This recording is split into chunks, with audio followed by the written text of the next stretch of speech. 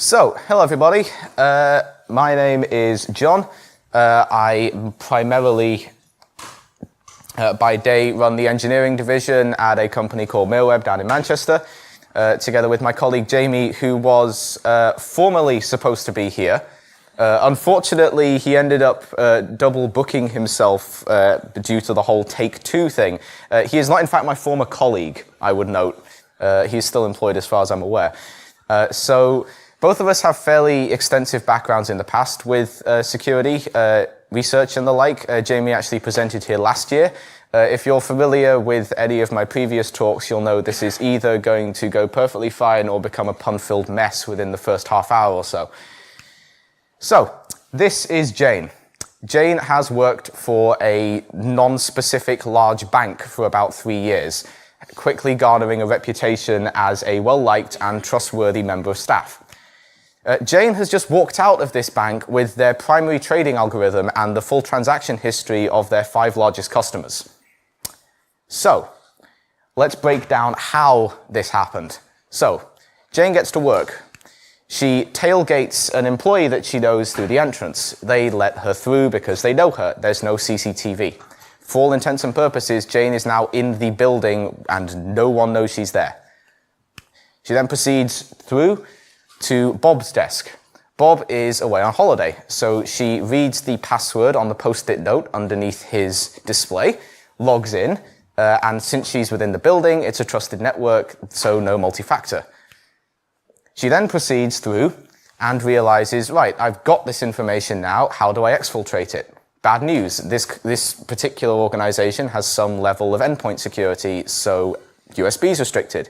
Network usually isn't, so you just plug a Raspberry Pi in with a FTP server and suddenly everything is hunky-dory. Gets the copy, destroys the Raspberry Pi, walks out with the SD card. If you're going to get really fancy, it's in your cheek or something, and then effectively disappears off, never to be seen again. So, how do we stop Jane? So, let's kind of roll back for a second and think about how we got to this point. Because essentially 80% of these kinds of incidents are primarily caused by 3 things. You either have bad processes, you have bad planning, or you have bad tools.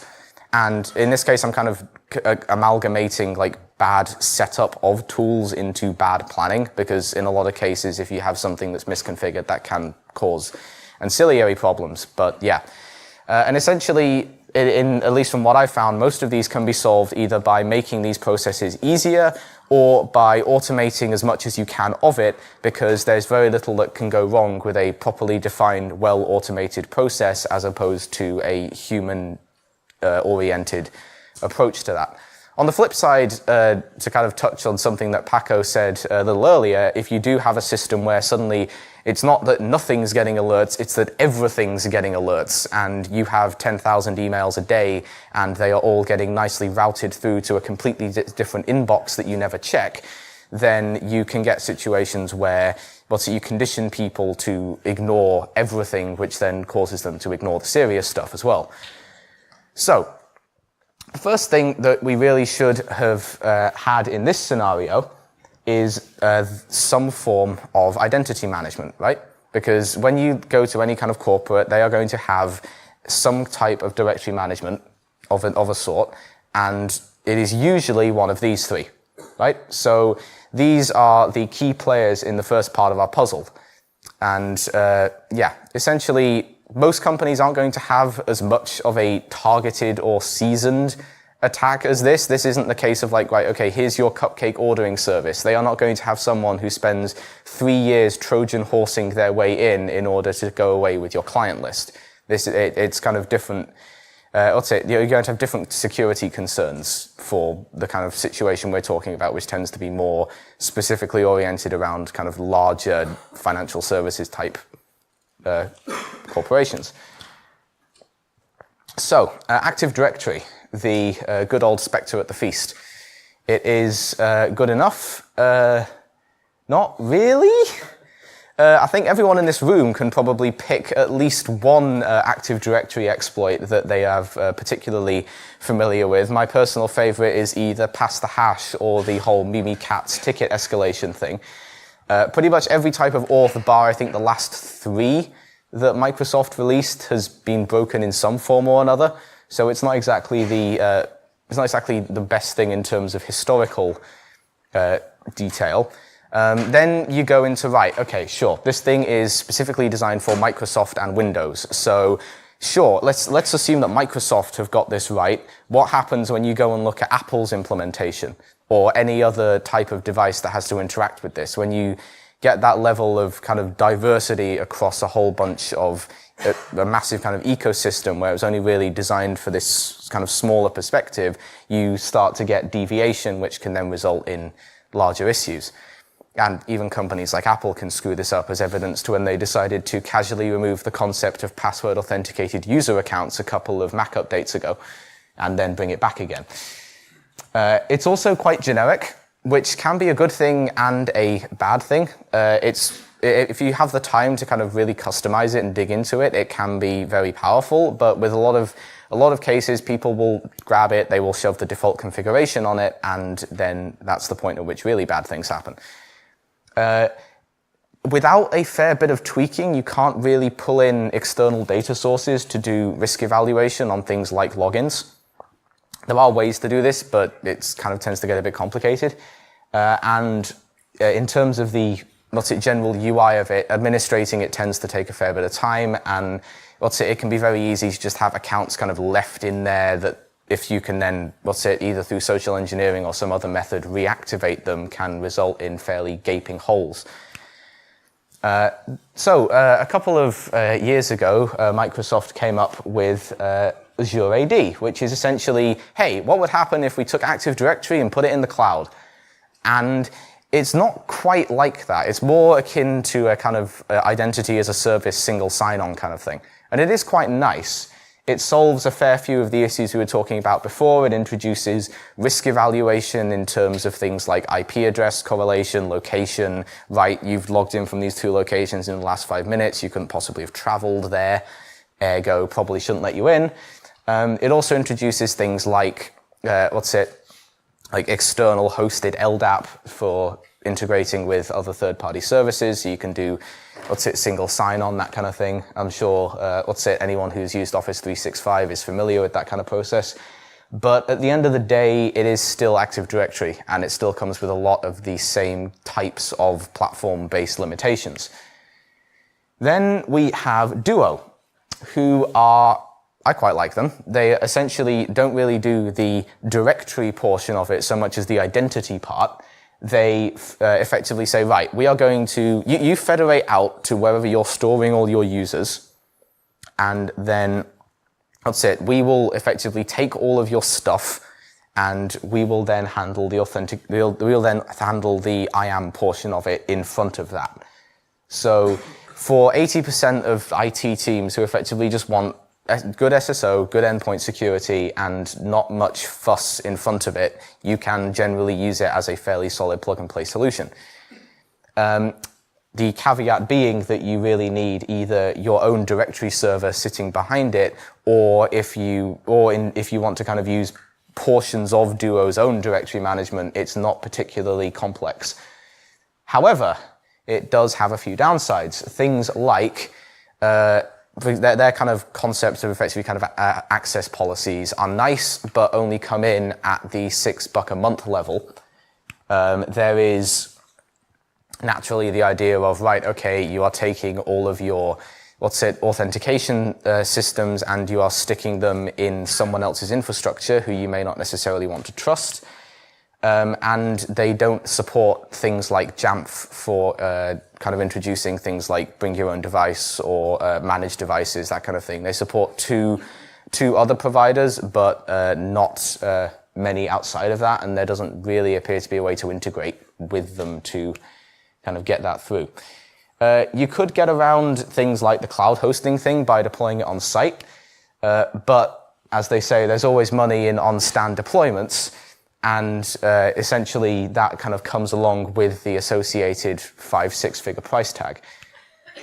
I will give them a large amount of kudos for this, actually. They have a free tool that effectively lets you do targeted phishing attacks, where you can effectively throw an email list into it, say, right, I want to spoof Office or Outlook or Google Docs, and it will then go off and build emails for you, send those off, and then come back and you can log in and see lists of who's actually clicked through those, which is available there.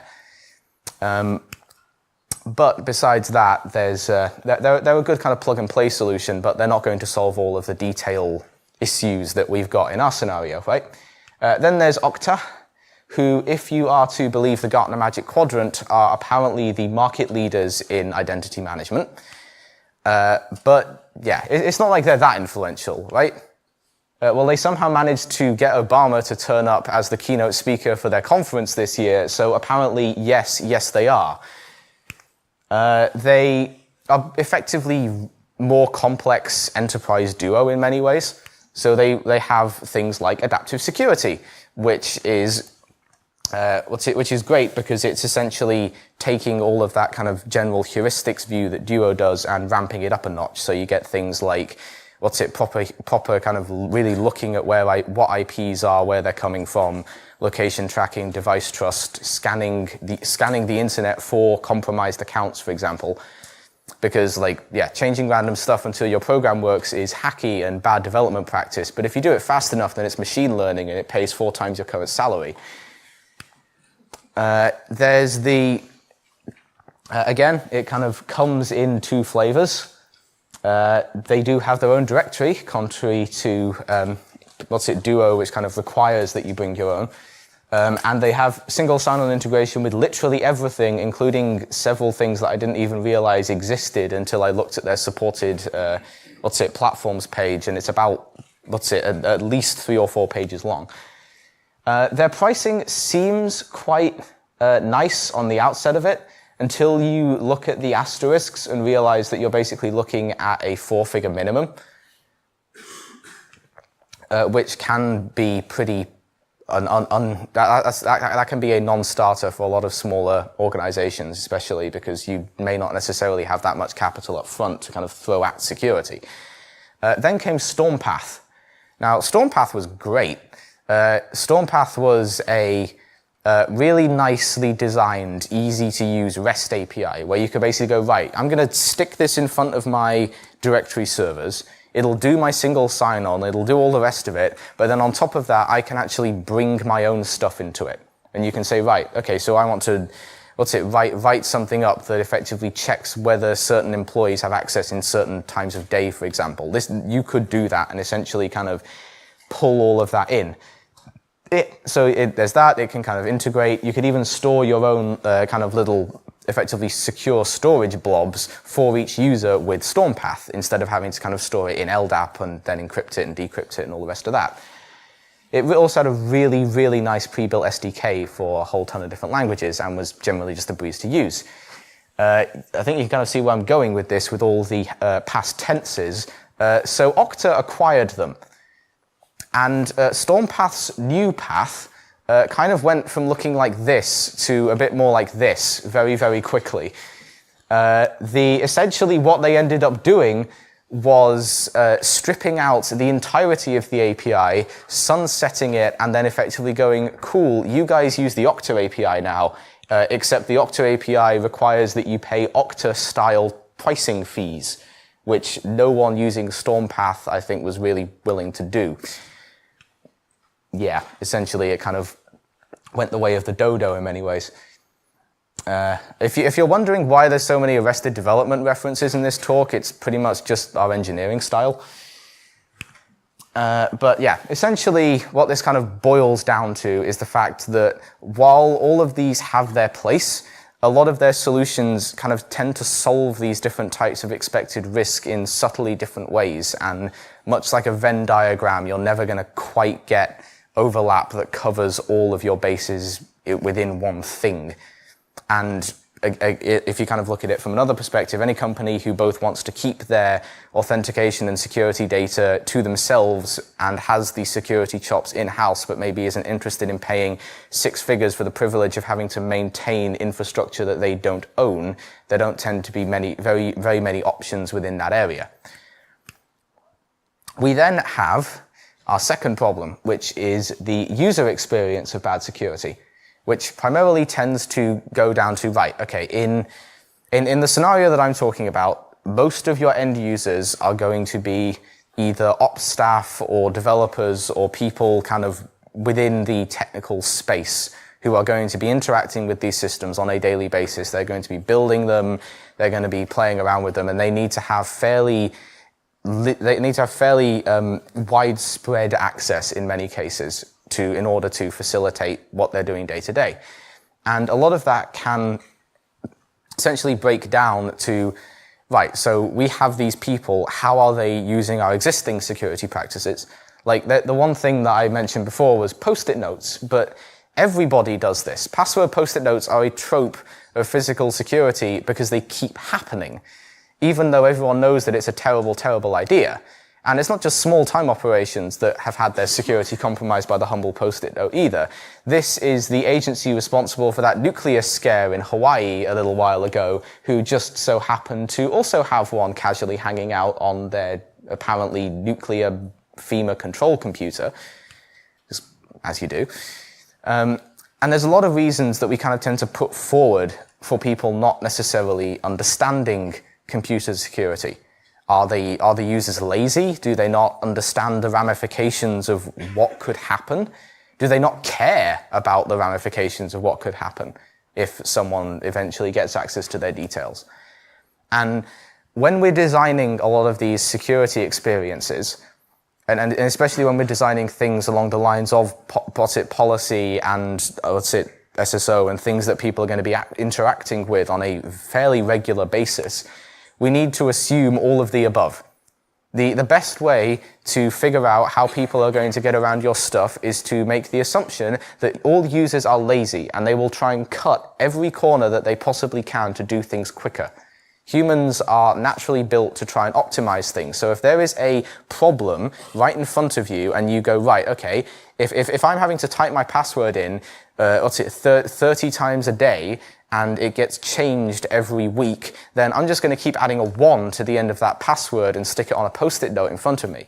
You're not going to get this. They are going to find ways around it, even though those ways may not be the best for your security policy.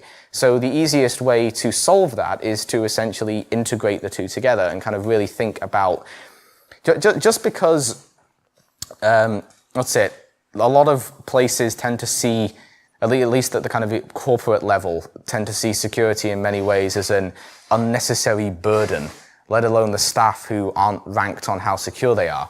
And we should kind of say, right, okay, just because users don't know the ins and outs of the password policy and all of our compliance requirements, we know them, but that's because it's our job to know them. We shouldn't assume that people understand why these things are there. We have to kind of essentially teach it to them as everything goes across. And a lot of the time it tends to be a case that people always assume that they're not the problem, that no one wants to target me, I'm not interesting. There's nothing that's going to go along here. And culturally, that tends to be very difficult to change, because a lot of the time people aren't going to make that assumption until you go, right, well actually, what does this person have to gain from targeting you? And really make them think about it. So the first decision that we always make when designing these types of systems is, again, to give people as few choices as possible. The vast majority of your users, they don't care about the security side. We need to make them care about the security side, and we need to make them care in a way that is going to convince them to keep on doing it regardless of whether it benefits them or not. If it increases the amount of time that they spend dealing with something that they don't care about, then that means that they're going to rush through the process without thinking about it, which means they could potentially be then making mistakes further along the line. And a lot of the time, I'd say the core thing is to only when you're thinking of the UX side of it, only make the user do things that you absolutely require them to do. If you get situations where you're kind of going, right, well, we could throw in these 10,000 options and make them, configure everything exactly to their liking. But actually, if you just give them some solid defaults and then let them tweak from there, that can often be far more productive in the long run. As an example of this, if you do a search on the App Store for Hsbc, right, you get presented with 3 potential options here. And the first one is actually, hang on, there we go, that's the slide. The first one is an option for Hsbc mobile banking in the UK, right? Which has overwhelming positive reviews, looks nice, and it supports most of the latest iOS security features. It's simple, it's easy to use, and the sign up and login system has very clear, well-defined errors for when you're doing something wrong. The second is for Hsbc mobile banking, which has awful reviews, appears to have been updated in 2009, has basically no modern iOS security, and Touch ID essentially fails on every second login with it, which then requires a password fallback, which takes ages to log in, which has led in several cases that I've found at least where I've had, people I know who've been using this particular app have then set very weak online banking passwords because they're having to enter it so often. The fact that it becomes such a chore then convinces them to effectively weaken that. And it's essentially a really convoluted design that doesn't really tell you when you're doing something wrong. Then you've got, on the end, you've got effectively the same equivalent as the first one, except it's only available in Hong Kong. And if you think about it, well, firstly, if you pick from this list, obviously, to us at least, the correct option over here would be option A. But if you put yourselves in the shoes of the average user, right? They've been told to go download this app by their bank branch or by an advert on TV or whatever, and they're wary of downloading the wrong thing because it's a finance app and they know that is an important thing to do. So they go to Google to check it. What do they find? Option B, the insecure version. Additionally, what is this?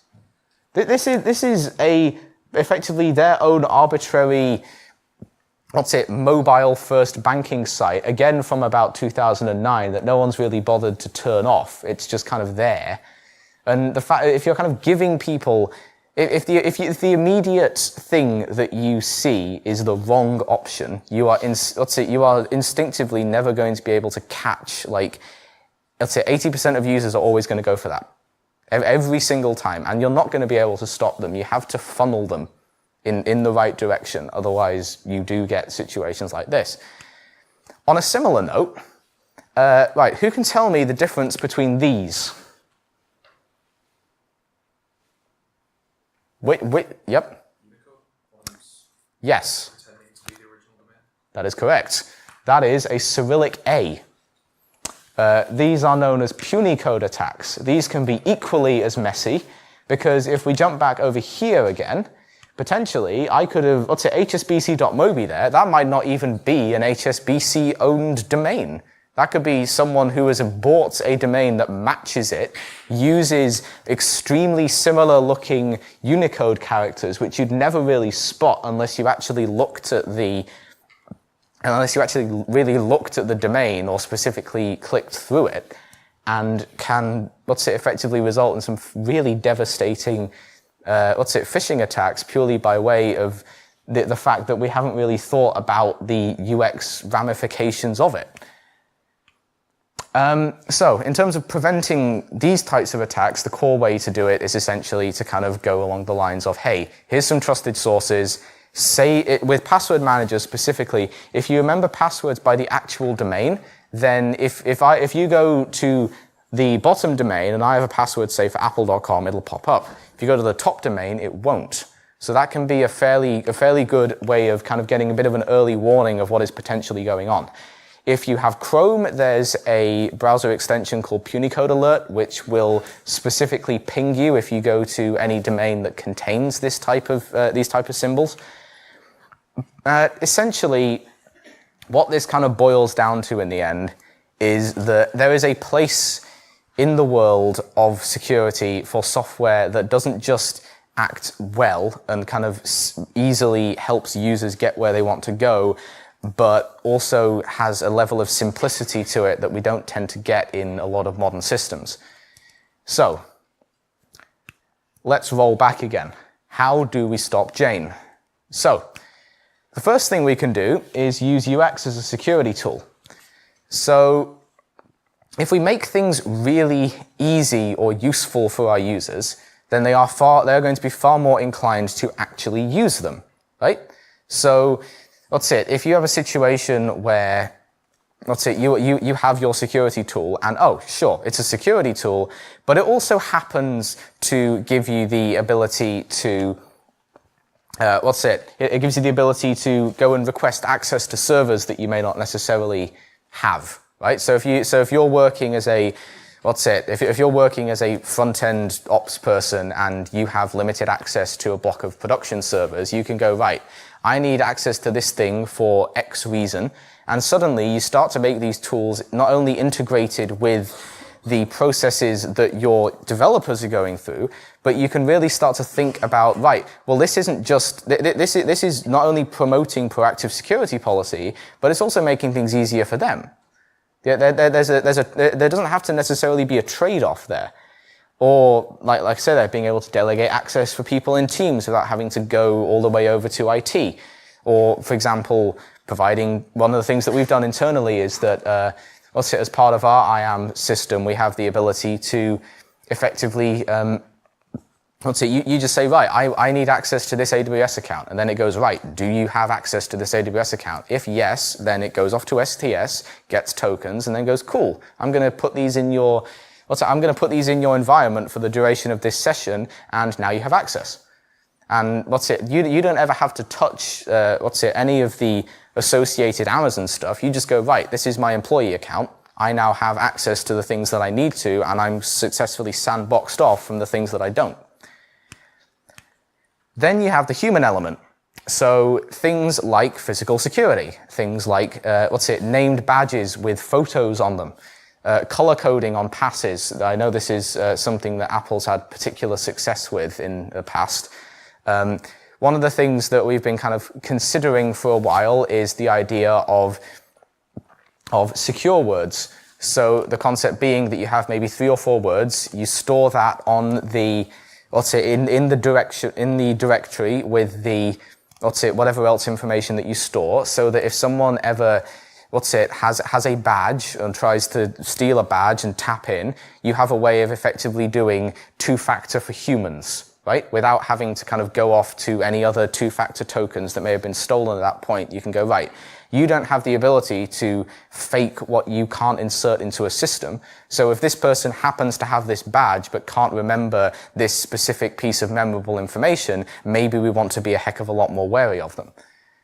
And generally, a lot of this tends to boil down to not training and kind of just generally making sure that what you've got in your organization is centrally focused on making this stuff as easy as possible. Without having, you don't necessarily have to compromise upon the security, but if you can explain why people should care about it, it'll make it a heck of a lot easier to then explain to them what they need to do. Access restriction, right? So principle of least permission. If in any organization, you should be making sure that everything you have is locked down to the lowest possible denominator. The issue then comes in when you have people like, your ops teams who are constantly have, you can't just go and say, right, okay, sure, developers, you have access to this block of stuff, right? And if that's a staging environment or development environment, they may either have blanket access to dev, because frankly, nothing's really going to break there. They may have limited access to certain assets in staging. But if you have a small contingent of your ops team who is working actively in a production environment, you need a system that is not only restrictive, but also malleable enough to still allow them to do their job without potentially giving them unrestricted access to everything. Or at least giving them the access that they need as they need it. So, next we're going to roll into some of the ways that we've solved this internally with some of our own internal security tools. So, We are currently working on a system that we have that handles some of our, effectively some of our single sign-on in terms of sitting in front of everything as a kind of duo-like layer. And one of the first things that we did with this was think about, right, as a company, we have a large amount of information on the people that we employ. But we very rarely look at that from, sure, HR looks at it from an HR perspective. We never really thought about looking at it from a security perspective. So we went, right, what can we take from this and then apply? So we realized, right, well, everyone's got a shared calendar. So we know where people are going to be in terms of holidays and business travel and the like. So we can start to correlate that movement with where they're logging in from to ensure that they are in fact logging in from roughly where they should be. We can take things like time of day. So if they are generally working in GMT, then let's say if they are not, frontline ops or the like, they probably shouldn't be logging in at 3 in the morning. That could bump the risk score up again. IP addresses, have we seen it before? Is it related to a honeypot? What kind of stuff we can get around that?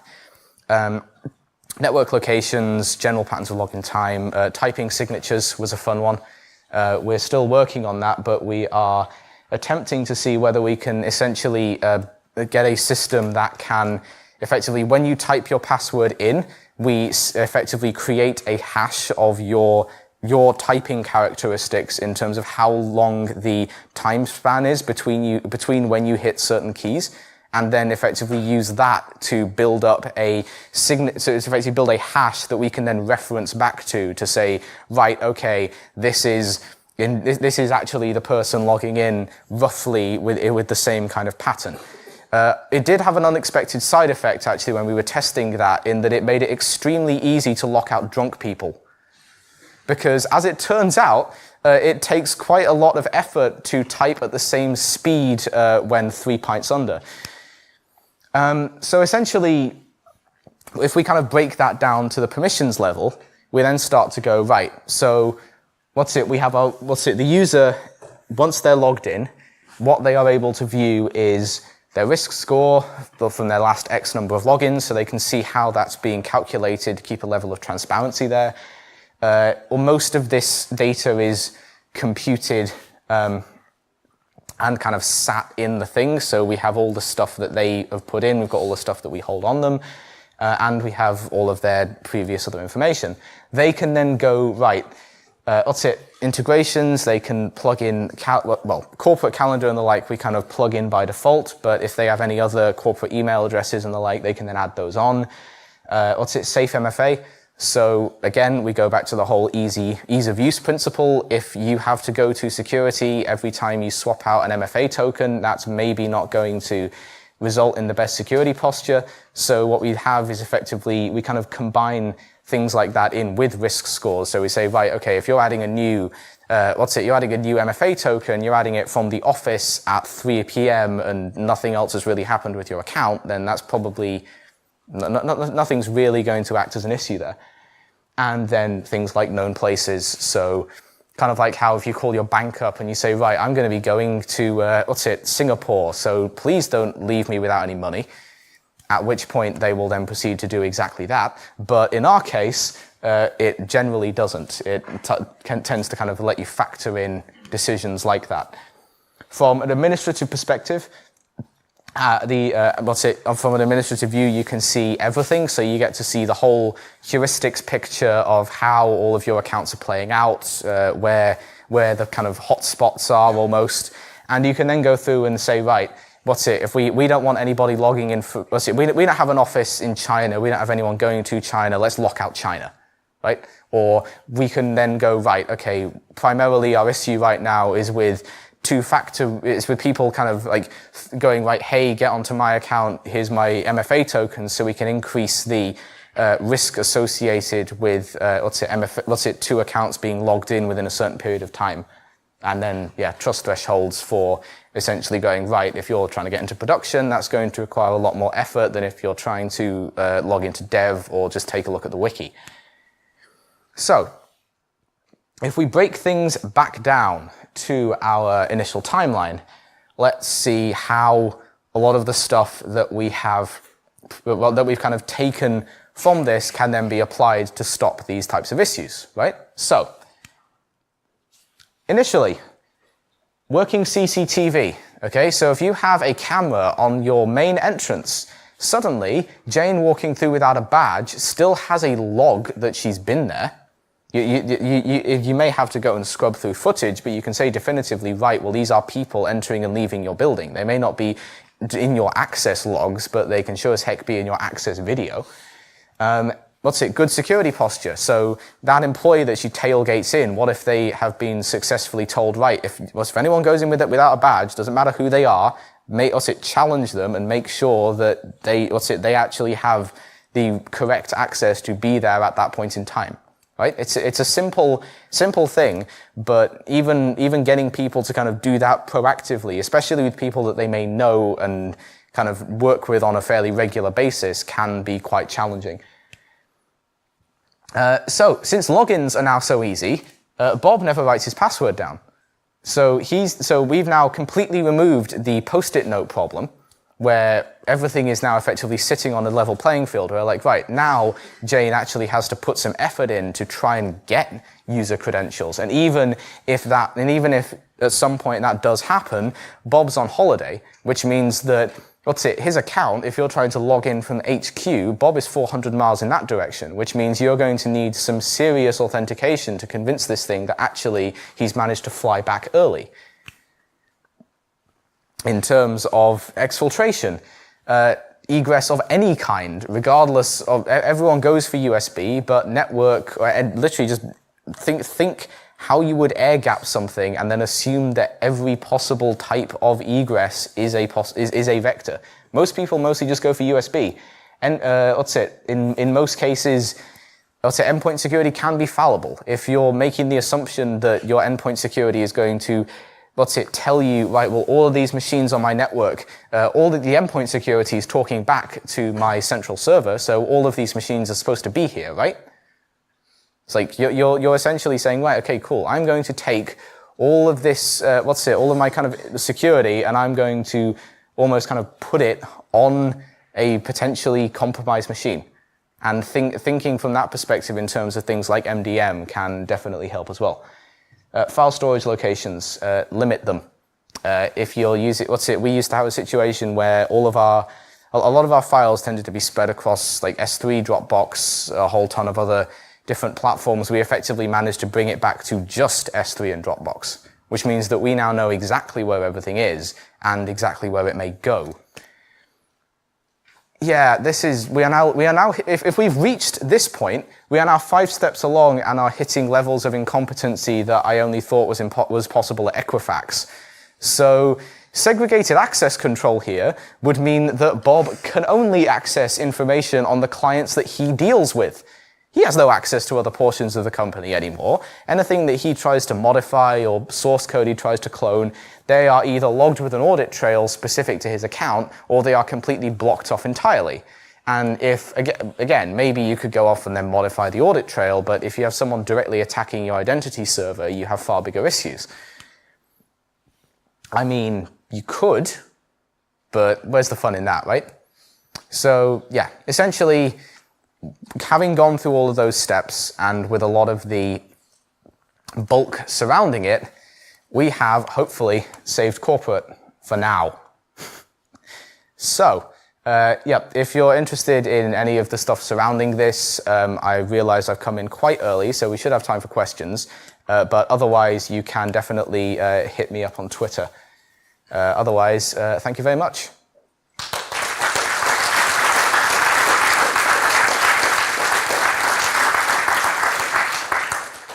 You like to take questions from the room?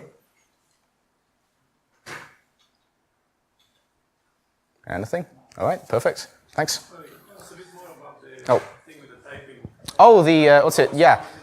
So there's a I can't exactly reveal how we do that yet, but we spent quite a while kind of playing around with a few different. The maths is significantly beyond me. But essentially, the way that it works is that it figures out the people have different time gaps between how they type different letters. So mostly based in terms of where your hands would normally sit on a keyboard. Some letters may be quicker to reach, some may be slower, but everyone has their own cadence to it. So kind of like with music, you can essentially kind of go, right, well, this is the pattern to it. This is how this person specifically plays this piece. And then if you have that, you can effectively say, right, well, we can kind of make sure that they are generally following that pattern with these sets of, sequential characters. And they only learn as they type the password, so they have to train it first, because obviously when they change. Yeah, so the first couple times they type the password in, it effectively kind of trains the signature up, and then from there it effectively goes off and just over time you make a successful auth request, it adds that essentially to the model to kind of improve it over time. That's more for the other conference there with the police, but it's an interesting thing that you can catch people that are not in their best state of mind. Yeah, it's a bit of it was a completely unexpected side effect, that one actually. And the only reason that we found it out was because we were working on it in a particularly late night and realized that actually it does work. Yep. On a similar note to that, have you attempted to see differences between like someone using different keyboards? Not yet. We do have a couple of. We were actually wondering, and I haven't tried this. There's a couple of people in the office who have like ergonomic keyboards. So in terms of the way that their typing style could potentially change when they went out of the office and used a laptop, that could be something that we'd have to kind of factor in. But since the whole concept that we're working off of here with risk scores is primarily based around the idea that that's not going to be the only factor. So even if you might get marked down by that, there'll still be a level of access across everything else. Yes, up in the back row. Yep, you. Thank you. More of an observation than a question, I'm afraid. All good. I did work on this very problem here at Untitled some years ago, and came up with something that kind of in a similar vein to telling whether somebody is intoxicated or not. We let you tell whether they were stressed or not. Ooh. We let you say something about their state of mind while they were typing their signature. That is intriguing. Bad news is I'm afraid we hold a patent on some of this stuff. So if you want to talk to me, I'll definitely have to have a chat with you then. That's very interesting. Any others? Yes, centre row. How does this typing signature analysis as a concept work with password managers? You can't. In terms of corporate passwords, the way that we roll with things is that you can, but again it'll mark you down for it. You can still use password managers, but I think I'm personally of the opinion that with things like that, if you can memorize it, it is much better to memorize it, because if you don't have access to a password manager and need to get into something, then that is going to be a significant. We use 1Password internally. So in order for me to sit my vault on another system, I would have to effectively go and get my vault password, get the actual main password, and then go and get the secret key for my user out of a safe deposit box. So it's not exactly the easiest thing. Whereas if I know that I've got the credentials right in my head, then it tends to be a lot easier. Yes. How are you able to gather the analytical details of a person typing in their password without inadvertently keylogging? So we only ever do it on the login pages. So since we already have JavaScript in the thing to pull information like the So if you're familiar with I think it's Trustier. But they have a similar thing where you can kind of essentially, there are ways that you can effectively have a local agent on the device talk to the JavaScript in a browser. So we have it essentially so that that sends back the device information, and then it is bad. It is very easy to keylog things with JavaScript. Funnily enough, I think there's actually a way a little while ago that you can do it with CSS now, which is even more terrifying because that's literally unnoticeable. Yes? So when you're typing in your password, though, you're still effectively keylogging the password. Yes. Is there anything you've done to mitigate around that? Not yet. We have a few ideas, but since we haven't rolled this out, we haven't. Essentially, it's definitely a problem. But since it tends to effectively be that particular portion of it is purely confined to that one login page, and it doesn't CRSF and all the rest of it. It can't, XSS. It can't talk out of that page. It can't pick up keystrokes from anything other than if you are specifically focused on that page. And as far as we're aware, that does seem to be the behavior in Chrome and Firefox. Then that tends to help us, so long as we basically say, right, well, the only thing on this page is the password box. Yes? Have you not had much success in eliminating passwords entirely, replacing them with something like that? Partially, but we have had some pushback from that in terms of people who use occasionally use devices for access that don't necessarily support YubiKeys, see also phones. So if anyone kind of needs access to documentation or internal systems on something that doesn't have a USB port or doesn't support NFC, then it becomes a little bit difficult.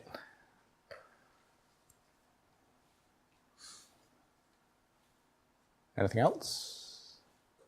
Perfect. Thank you.